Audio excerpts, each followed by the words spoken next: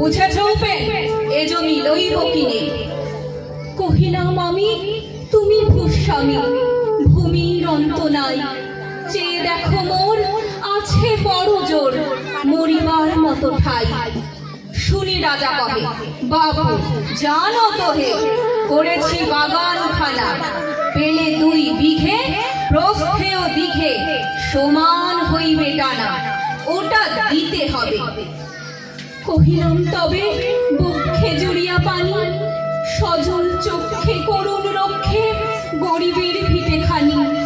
সপ্ত পুরুষ যেথায় মানুষ, সে মাটি সোনার বাড়া, দৈনের দায়ে বেচিব সেমাই, এমনই লক্ষ্মী ছাড়া।